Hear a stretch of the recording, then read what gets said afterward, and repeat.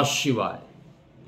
मैं हूं astrologer KM. Sinha और मैं अपने YouTube चैनल पर आप सभी का हार्दिक स्वागत करता हूं। देखिए, आज बात करेंगे लोकसभा चुनाव 2024 और उत्तर प्रदेश की राजनीति के बारे में।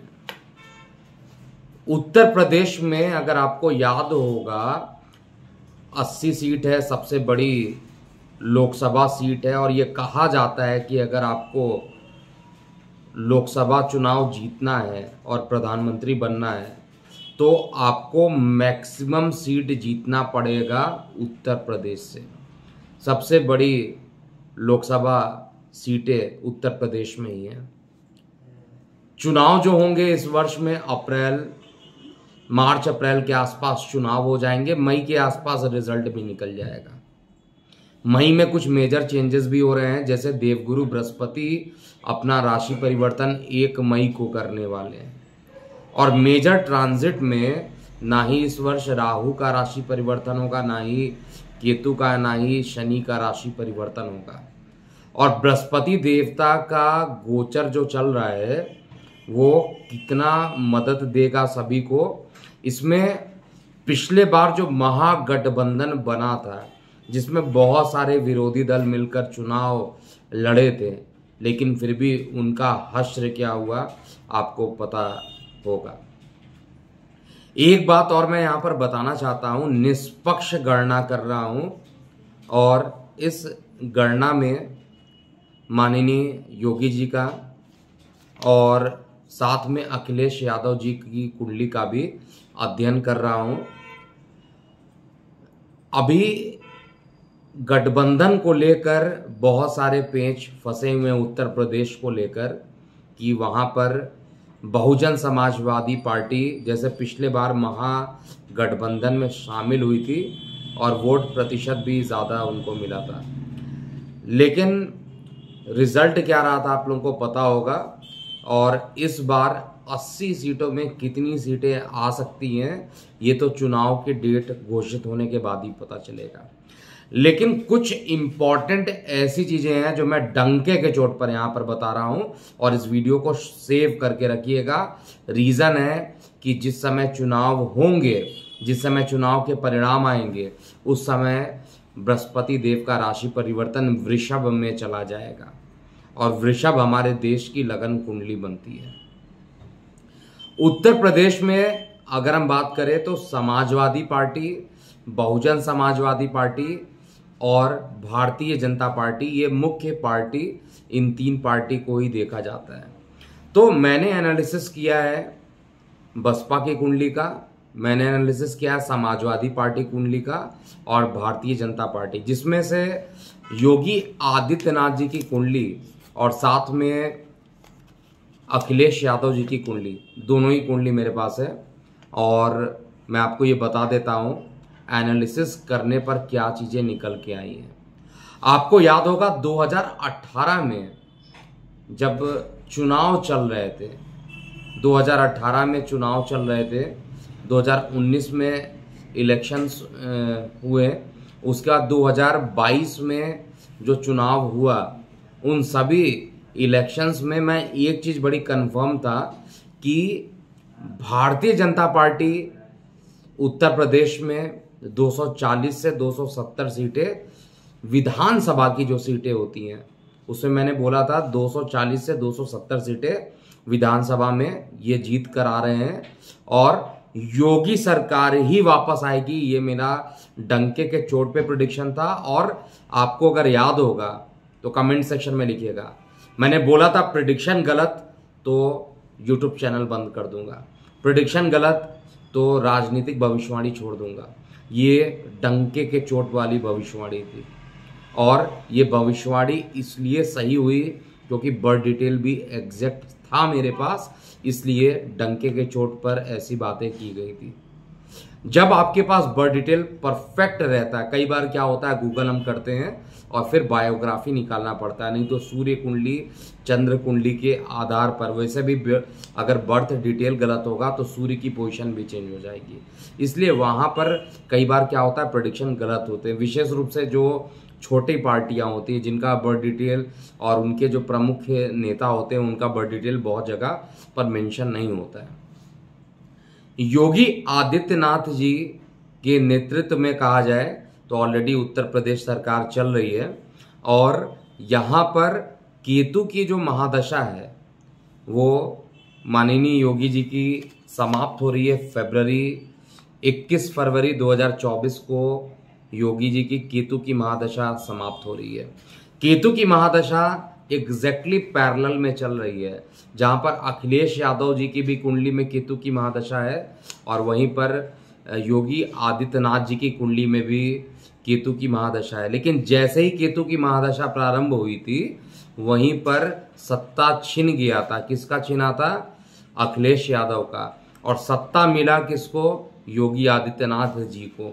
और इसी दशा में उनको मुख्यमंत्री का पोस्ट भी मिला।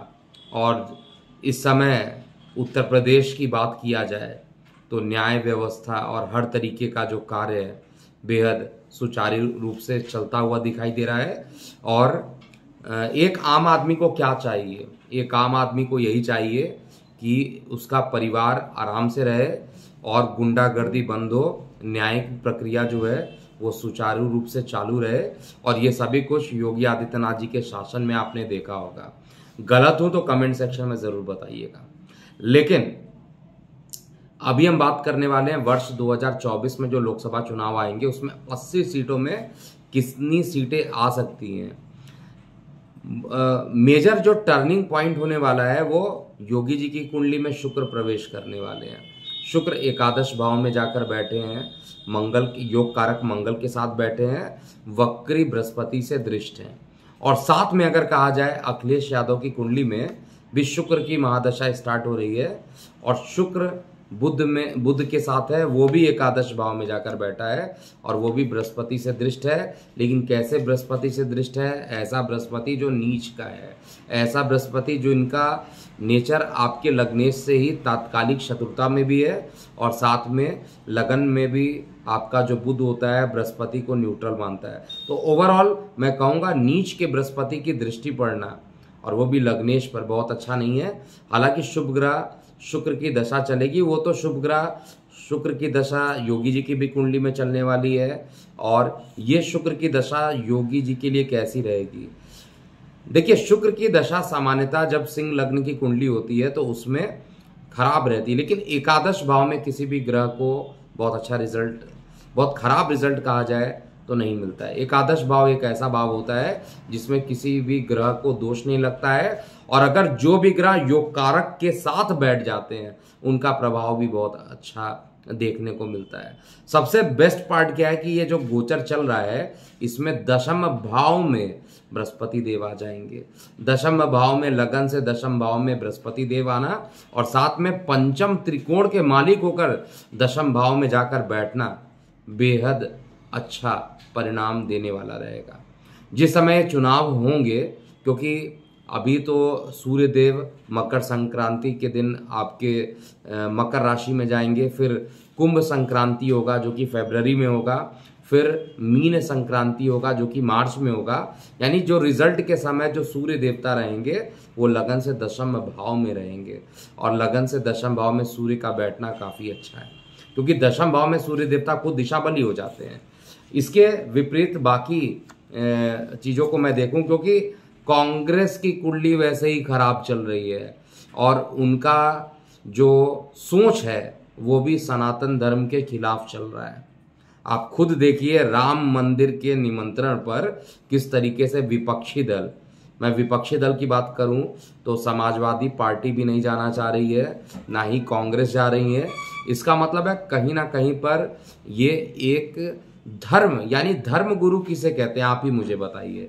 धर्म के गुरु कौन होते हैं? देवगुरु बृहस्पति होते हैं और बृहस्पति गुरु का राशि परिवर्तन हो रहा है। लगन से दशम भाव में, भाग्य भाव में इनके जाएंगे, लेकिन नीच के इनकी लगन कुंडली में है, अखिलेश की कुंडली में, और अभी अष्टम में जाकर बैठे हैं। जब तक चुनाव हो जाएगा तब तक तो इनका जो बृहस्पति है वो अष्टम भाव में ही रहेगा और जनता के मालिक होकर अष्टम में बैठना रुकावट उत्पन्न करेगा।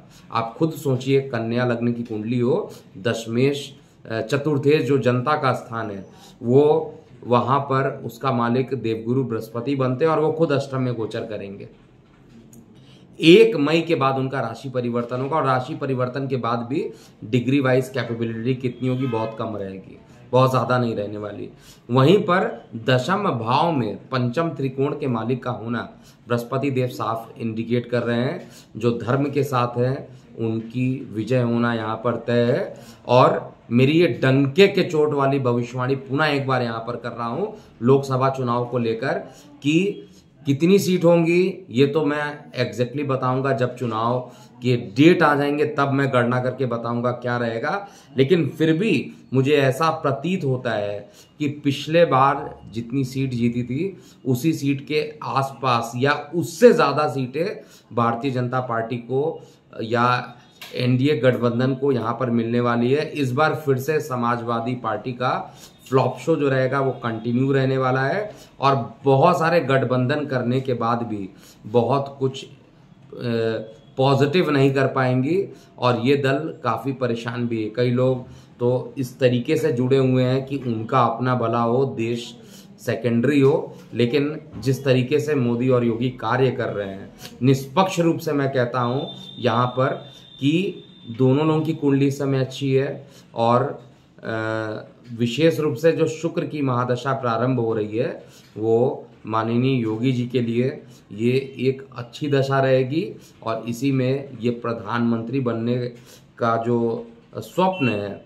ये प्रधानमंत्री बनने का जो अपना एक मोटिवेशन होता है वो अपने आप प्रधानमंत्री के पोस्ट में भी शुक्र की महादशा में ही जाएंगे। और ये महादशा मैं आपको बार बार बता दे रहा हूँ कि शुक्र की महादशा 20 साल की होती है, तो आने वाला जो समय रहेगा देश हित के लिए, सनातन के हित के लिए ये आगे बढ़ता हुआ मुझे दिखाई दे रहा है। और मैं ज़रूर चाहूँगा कि आप लोग भी अपना कमेंट सेक्शन में कमेंट लिखिए किसको कितनी सीटें मिलेगी, क्या विपक्षी गठबंधन एकजुट हो पाएंगे, क्या ये विपक्षी गठबंधन एकजुट होकर भी कुछ बिगाड़ पाएंगे, या पहले तो मायावती का भी सहयोग था और मायावती के सहयोग होने के बाद भी बहुत नुकसान हुआ था महागठबंधन को। और पूरा जब कहा जाए समाज में सब लोग एक हो जाएं और अकेला पार्टी एक अलग रहे, तो निश्चित रूप से वहाँ पर संभावना तो रहती है कि सब मिलकर चुनाव जीतने की कोशिश करते हैं, क्योंकि सबको अपना उल्लू सीधा करना होता है, सीधी सी बात कहा जाए।